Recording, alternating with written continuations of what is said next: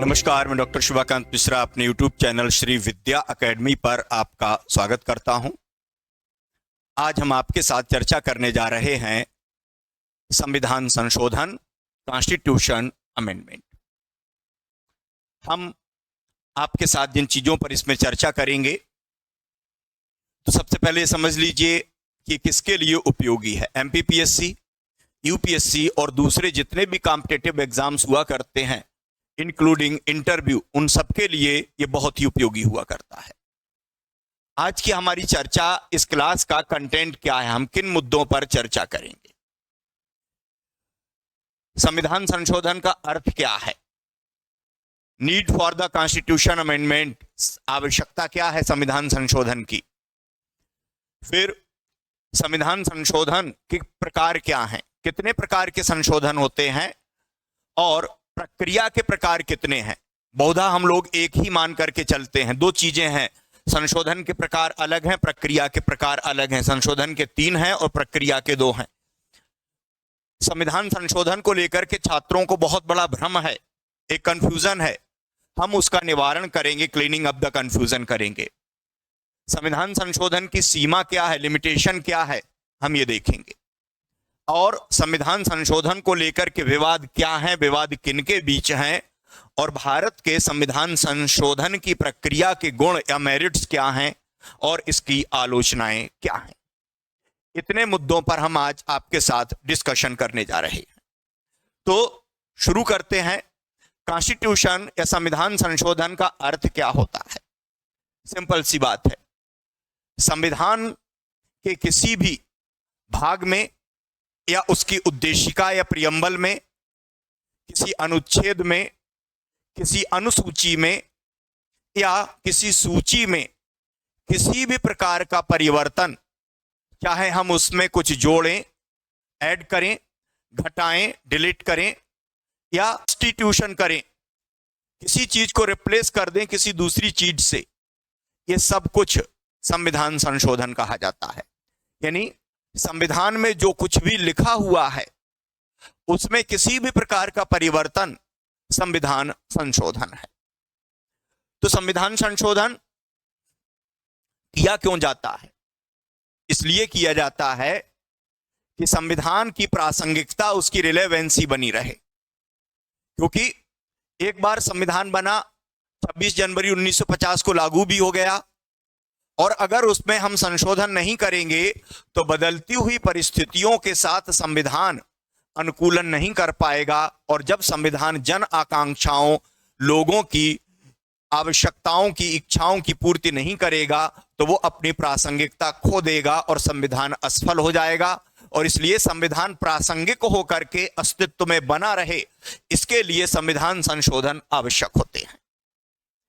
संविधान संशोधन के प्रकार, कितने प्रकार का संविधान संशोधन होते हैं, संविधान के आर्टिकल 368(1) में इसका विवरण है। और संविधान संशोधन 368 आर्टिकल में है, और यह हमने दक्षिण अफ्रीका के संविधान से लिया था। तो संविधान संशोधन के प्रकारों की अगर हम बात करें तो आर्टिकल 368(1) के अकॉर्डिंग संविधान संशोधन के 3 प्रकार हुआ करते हैं। परिवर्धन, जिसको हम कहते हैं एडिशन, मतलब संविधान में कुछ भी नया जोड़ देना, किसी आर्टिकल में, प्रियम्बल में, किसी अनुसूची में, या अनुसूची नई जोड़ दी जाए या कोई नया भाग जोड़ दिया जाए, ये सब एडिशन अर्थात परिवर्धन कहे जाते हैं। जैसे कि हम आपसे कहें कि हमने 9वीं, 10वीं, 11वीं और 12वीं अनुसूचियां संविधान में जोड़ दी, इसी को हम क्या कह देते हैं, परिवर्धन, एडिशन। दूसरा हो जाता है परिवर्तन, जिसको वेरिएशन कहते हैं। परिवर्तन या वेरिएशन का मतलब हो जाता है ये 350, यानी जैसे कि संविधान में सब्स्टिट्यूशन करना, रिप्लेसमेंट करना, यानी कि हम कुछ जोड़ नहीं रहे, एक चीज को हटा करके उसकी जगह पर दूसरी चीज लेके आते हैं। कोई शब्द हो सकता है, कोई सेंटेंस हो सकता है, उसको हमने रिप्लेस किया है, इसी को हम क्या कहते हैं, वेरिएशन या परिवर्तन कहते हैं।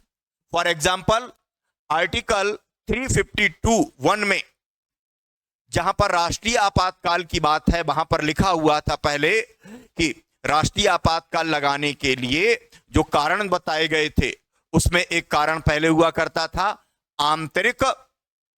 आंतरिक अव्यवस्था, इंटरनल डिस्टरबेंस।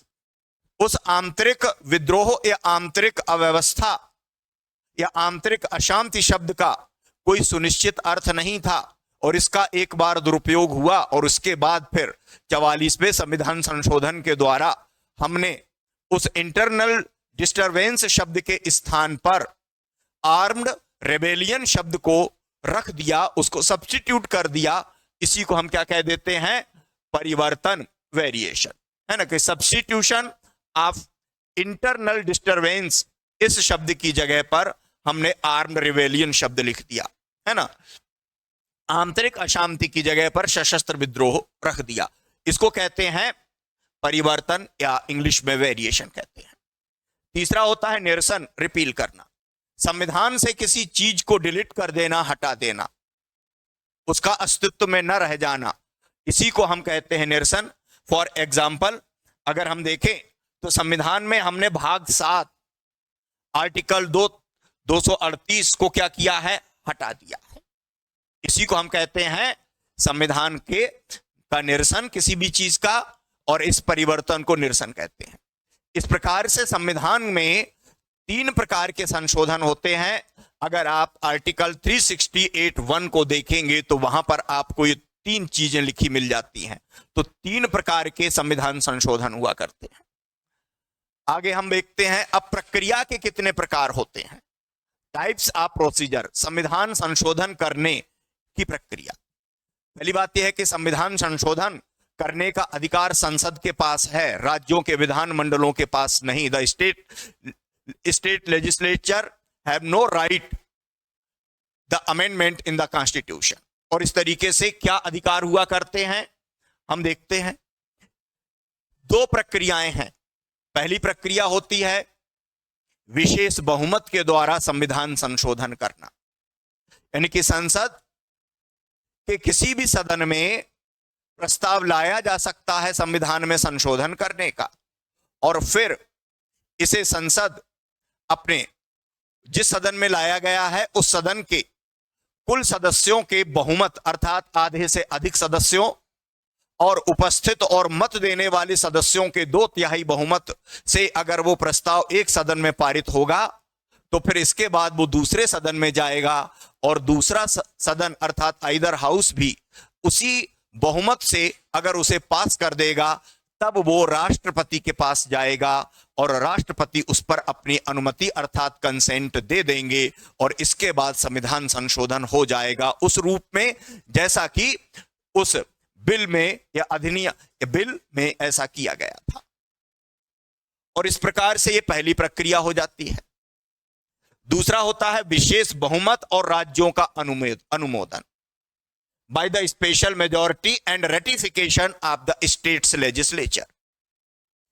यानी कुछ ऐसे प्रावधान है संविधान के जिनमें किसी भी प्रकार का संविधान संशोधन करने के पूर्व कम से कम आधे राज्यों के विधानमंडलों की सहमति अर्थात उनका अनुमोदन, रेटिफिकेशन शब्द का प्रयोग किया गया है संविधान में, आवश्यक है।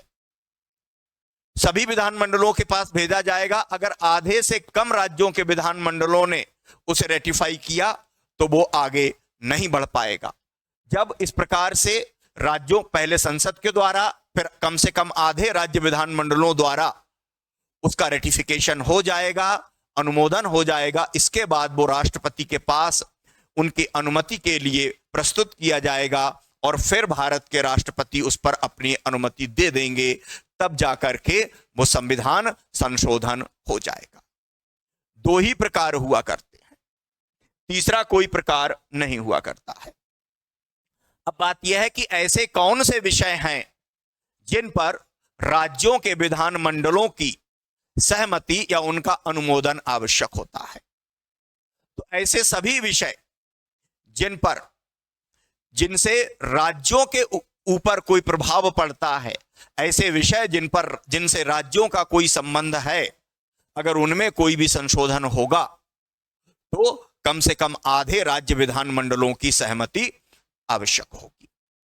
उदाहरण के लिए अगर हम कहें तो राज्य सूची के किसी भी विषय में, या हम कहें तो संसद, लोकसभा या राज्यसभा में राज्यों की कितनी सीटें हैं, अगर उनमें कोई भी संशोधन होगा तो उसमें कम से कम आधे राज्यों की सहमति आवश्यक हुआ करती है। तो राज्यों से संबंधित चीजों की बात हो जाती है। फिर हमने कहा था कि हम भ्रम का निवारण भी करेंगे, क्लीन अप कंफ्यूजन, भ्रम का निवारण करना। भ्रम हुआ करता है, जैसा कि हम बहुत सारी किताबों में और यूट्यूब पर वीडियोस में देखा करते हैं कि लोग कहते हैं कि संविधान में 3 प्रकार से संशोधन हुआ करते हैं। कह देते हैं कि साधारण बहुमत से भी संशोधन हुआ करता है। अगर हम देखें आर्टिकल 368 में, तो हम देखेंगे कि तीसरे प्रकार का कोई उल्लेख प्राप्त नहीं हुआ करता है। साधारण बहुमत से, संसद में साधारण बहुमत से जो भी संशोधन किए जाते हैं वो संविधान संशोधन नहीं होते हैं, उनको हम कहते हैं ऑर्डिनरी बिजनेस बिल, अर्थात साधारण कामकाजी विधेयक कहा जाता है उन्हें। साधारण कामकाजी विधेयक अर्थात संविधान ने संसद को जो अधिकार प्रदान किए हैं, उन अधिकारों का, उन शक्तियों का प्रयोग करते हुए हमारी संसद जो भी काम करती है उसके लिए उसे जो संशोधन करने पड़ते हैं वो साधारण कामकाजी विधेयक होते हैं, संविधान संशोधन विधेयक नहीं होते हैं। उदाहरण के लिए संविधान के अनुसार राष्ट्रपति के वेतन और भत्ते संसद कानून बना करके निर्धारित करेगी। अब ये शक्ति संसद को हमारे संविधान ने दी है, और अगर राष्ट्रपति के वेतन और भत्तों को बढ़ाने के लिए या कम करने के लिए संसद किसी भी प्रकार का कोई अधिनियम लेकर के आती है तो वो साधारण कामकाजी विधेयक है, ऑर्डिनरी बिजनेस बिल हुआ करता है, उसे संविधान संशोधन नहीं कहते हैं। संविधान संशोधन का मतलब है, सीधा सा हमने पहले बताया कि संविधान में जो लिखा है उसका परिवर्तन संविधान संशोधन होता है। जैसे अगर हमको ये लिखना हो संविधान में कि राष्ट्रपति के वेतन और भत्ते मंत्रिपरिषद तय करेगी, और अभी क्या लिखा है कि संसद कानून बनाकर तय करेगी, तो हम संसद की जगह पर अगर हम ये लिखें कि मंत्रिपरिषद तय करेगी तो वो संविधान संशोधन होगा और उसके लिए संसद के 2/3 बहुमत की आवश्यकता होगी। इस प्रकार से वो जिनको कह देते हैं लोग कि 3 प्रक्रियाएं हुआ करती हैं, साधारण बहुमत, विशेष बहुमत और विशेष बहुमत और राज्यों की अनुमति, वो गलत हुआ करता है। तो इस कंफ्यूजन को दूर कर लीजिए। हमको 2 ही प्रक्रियाएं बताना है, न कि 3। संशोधन की सीमा क्या है? संसद कितना संशोधन कर सकती है? यहीं से विवाद की शुरुआत भी हो जाती है। केशवानंद भारती मामले में हमारे सर्वोच्च न्यायालय ने कहा कि संसद संविधान के मूल ढांचे अर्थात बेसिक स्ट्रक्चर में परिवर्तन या संशोधन नहीं कर सकती है, बाकी कोई भी संशोधन करने को वह स्वतंत्र है। अब ये बेसिक स्ट्रक्चर या मूल ढांचा क्या है, इसकी कोई भी सुस्पष्ट परिभाषा हमारे सर्वोच्च न्यायालय के द्वारा अब तक नहीं दी गई है। अलग अलग केसों में वो अलग अलग चीजों को बेसिक स्ट्रक्चर में शामिल करता रहता है। बेसिक स्ट्रक्चर क्या है ये हम कभी किसी अन्य लेक्चर में आपसे चर्चा करेंगे। तो मूल ढांचे में नहीं कर सकता है। कुल मिलाकर के ऐसा मान लिया जाता है कि 26 जनवरी 1950 को यथा विद्यमान जो संविधान था वो ही मूल ढांचा हुआ करता है, तो नहीं कर सकता है। अब हम देखते हैं कि विवाद होते हैं। विवाद कहां होते हैं और किसके बीच में हुआ करते हैं? संविधान संशोधन को लेकर के विवाद हमारी संसद और सर्वोच्च न्यायालय के बीच होते हैं। क्यों होते हैं? क्योंकि सर्वोच्च न्यायालय के पास संविधान की व्याख्या का अधिकार है। वो संविधान का सर्वोच्च व्याख्याकार है और वो अपनी व्याख्या में अगर ये कह देता है कि संसद के द्वारा किया गया संशोधन संविधान के मूल ढांचे का उल्लंघन करता है, तो उसके इस निर्णय के साथ ही जो संशोधन होता है वो शून्य घोषित हो जाता है।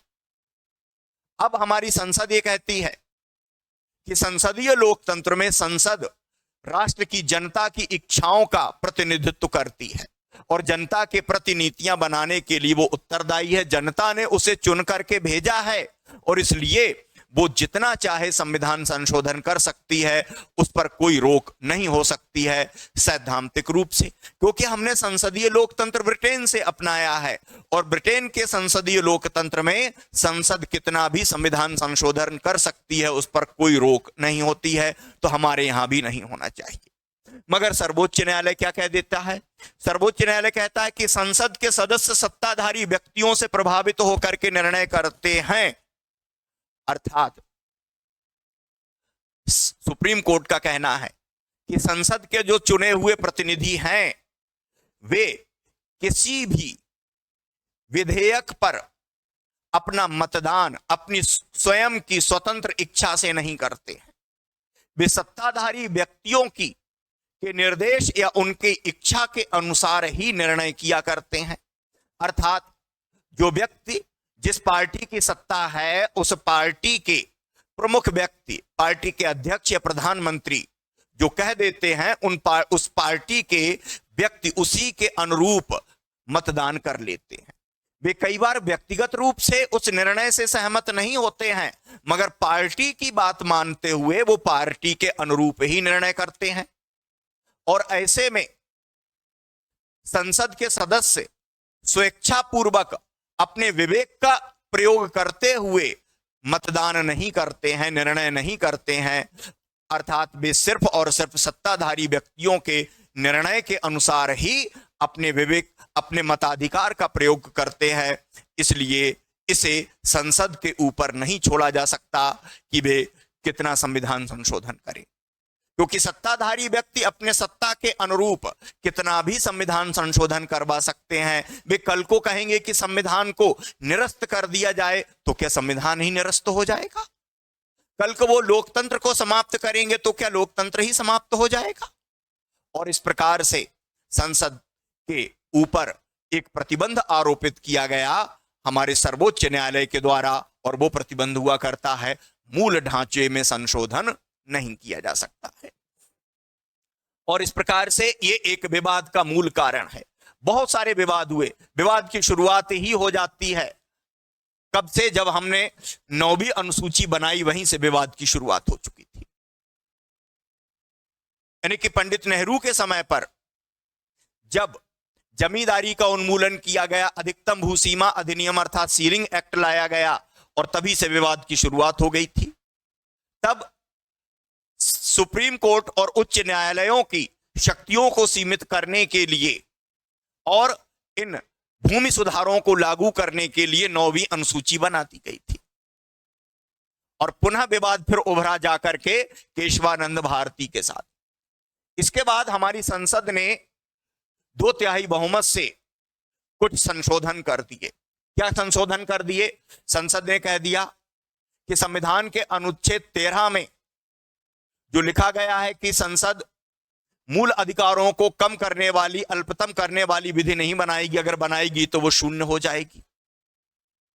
इन्होंने कह दिया 368(3) में एक संशोधन करते हुए कि संसद कितना भी कोई भी कानून बना सकती है, मूल अधिकारों में भी संशोधन कर सकती है, उस पर कोई बंधन नहीं होगा।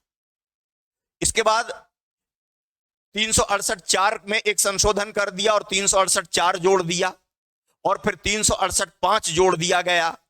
उसमें भी यही कहा गया कि संसद के द्वारा संविधान संशोधन करने की सीमा पर कोई बंधन नहीं होगा। 368(4) में कहा गया कि संसद जो भी संविधान संशोधन करेगी वो किसी भी न्यायालय में विचार का विषय नहीं होगा। और 368(5) में कह दिया गया कि संसद कितना भी संविधान संशोधन कर सकती है, उस पर कोई प्रतिबंध आरोपित नहीं हो सकता है। आगे चल करके एक वाद में हमारे सर्वोच्च न्यायालय ने 368(4) और 368(5) इनको असंवैधानिक अर्थात शून्य घोषित कर दिया, और तब से वो शून्य बने हुए हैं। इसके बाद फिर उच्च न्यायालय और सर्वोच्च न्यायालयों में नियुक्ति की प्रक्रिया को संशोधित करने के लिए एक संविधान संशोधन किया गया था हाल के समय में, जिसे हमारे सुप्रीम कोर्ट ने शून्य घोषित कर दिया था। सुप्रीम कोर्ट ने कहा कि संविधान में कहीं नहीं लिखा है कि एक आयोग या समिति सर्वोच्च न्यायालय और उच्च न्यायालयों के न्यायाधीशों की नियुक्ति करेगा। राष्ट्रपति करेगा और सर्वोच्च न्यायालय के सीजेआई की सलाह पर करेगा, और इसलिए उन्होंने उसे शून्य घोषित कर दिया। तो इस प्रकार के कुछ विवाद हैं भारत में संविधान संशोधन को लेकर के। अब अगर हम देखते हैं भारत के संविधान संशोधन की प्रक्रिया के गुण क्या हैं, मेरिट्स क्या हैं, पहली चीज हो जाती है कि संविधान संशोधन बहुमत की मात्रा पर निर्भर है। मतलब अगर जनता ने किसी भी सत्ताधारी दल, किसी भी दल को सिर्फ साधारण बहुमत प्रदान किया है लोकसभा के जनरल चुनावों में, जनरल इलेक्शन में, तो वो दल संविधान संशोधन नहीं कर पाएगा। अर्थात आप सामान्य कामकाज चलाते रहिए, ऑर्डिनरी बिजनेस बिल लाते रहिए, आप संविधान संशोधन नहीं कर सकते। अगर संसद में 2/3 बहुमत है, अर्थात जनता ने आपको इतना बहुमत दे दिया है कि आप 2/3 बहुमत आपके पास है, और तब आप संविधान संशोधन कर सकते हैं। ऐसा संविधान संशोधन जिनसे राज्यों के अधिकार और उनके हित प्रभावित होते हैं, उन पर भी संविधान संशोधन किया जा सकता है। अगर उस दल की राज्यों में भी इतनी सरकारें हैं कि कम से कम आधे राज्यों से उसका रेटिफिकेशन उसे प्राप्त होता है, तो वो संविधान संशोधन वहां भी कर सकते हैं। और इस प्रकार से अगर हम देखते हैं तो संसद में अनेक प्रकार से संविधान संशोधन हो सकते हैं, लेकिन संविधान संशोधन कितना होगा ये जनता के द्वारा दिए गए बहुमत पर निर्भर करता है। और अगर जनता के द्वारा दिया गया बहुमत कम है तो आपको विभिन्न राजनीतिक दलों से कोऑर्डिनेशन करके उनका समर्थन जुटा करके आप संविधान संशोधन कर सकते हो, और राजनीतिक दल आपको तभी समर्थन देंगे जब वे आपके संविधान संशोधन से सहमत होंगे। इस प्रकार से ये संविधान संशोधन हमारे यहां पर इसके गुण हैं, ये इसका बहुत बड़ा मेरिट हुआ करता है ना। राज्यों से संबंधित कम से कम आधा उनके राज्यों की सहमति आवश्यक हो जाती है। आलोचनाएं क्या है? आलोचना एक ये है कि राज्यों के विधानमंडलों की कोई भूमिका नहीं है, नगण्य भूमिका है, यानी कि वे अपनी तरफ से किसी भी संविधान संशोधन को प्रस्तावित नहीं कर सकते।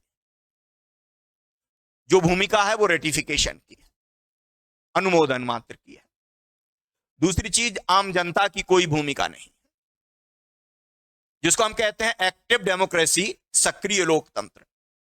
यूरोप के कुछ राष्ट्रों में ऐसे प्रावधान हैं कि जनता भी संविधान संशोधन कर सकती है, जनता भी संविधान संशोधन की प्रक्रिया में भागीदारी कर सकती है।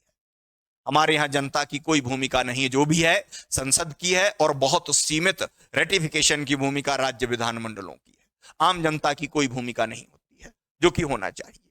और इस प्रकार से हम एक सुझाव दे सकते हैं कि अगर आम जनता 2/3 बहुमत से मूल ढांचे में भी संशोधन को अनुमति देती है, तो ऐसा संविधान संशोधन स्वीकार किया जाना चाहिए। यानी कि संसद मूल ढांचे में अगर 2/3 बहुमत से संशोधन कर देती है, और फिर आम जनता से भी उस पर राय ली जाती है, सभी जनता से, और वो अगर कम से कम 2/3 बहुमत से उसे अपना अनुमोदन दे देती है, तो संविधान संशोधन को स्वीकार किया जाना चाहिए। इस प्रकार का एक सुझाव हम भी दे सकते हैं। इसी को हम कहते हैं सक्रिय लोकतंत्र। या संसद के द्वारा किए गए किसी भी बड़े संशोधन पर जनता की राय मांगी जा सकती है, और जनता अगर उसे बहुमत से या 2/3 बहुमत से नकार दे तो फिर उसे अस्वीकार किया जाना चाहिए। हम सुझाव भी दे सकते हैं। हम कंक्लूजन पर आ चुके हैं। निष्कर्ष क्या निकलता है संपूर्ण डिस्कशन का?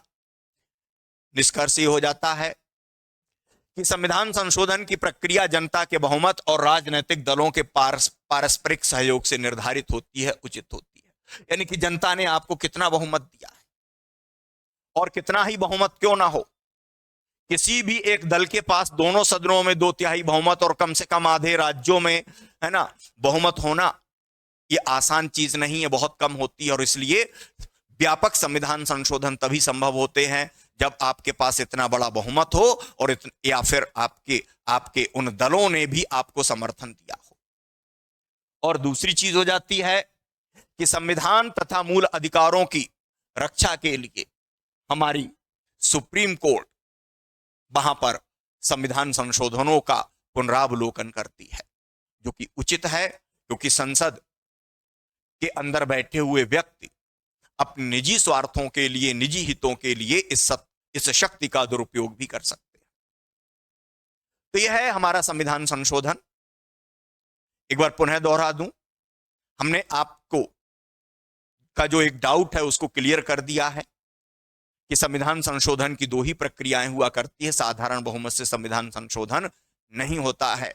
आप संविधान को उठा करके देख सकते हैं, अवेलेबल है आपको भारत सरकार के जो विधि और न्याय मंत्रालय की वेबसाइट पर आप संविधान को फ्री में डाउनलोड कर सकते हैं, हिंदी और इंग्लिश दोनों वर्जन, और वहां पर आप देखें तो आपको पता चलेगा कि तीसरा संविधान संशोधन नहीं हुआ करता, साधारण बहुमत से संविधान संशोधन नहीं होता है। और अगर साधारण बहुमत से संविधान संशोधन होने लगे तो फिर संविधान संकट में पड़ जाएगा। तो आपको हमारी ये क्लास कैसी लगी कमेंट बॉक्स में कमेंट करके बताएं। हमें लाइक करें, शेयर करें और सब्सक्राइब करें। स्टडी मटेरियल के लिए आप हमारा टेलीग्राम चैनल ज्वाइन करें। धन्यवाद, नमस्कार। अगली क्लास तक के लिए नमस्कार।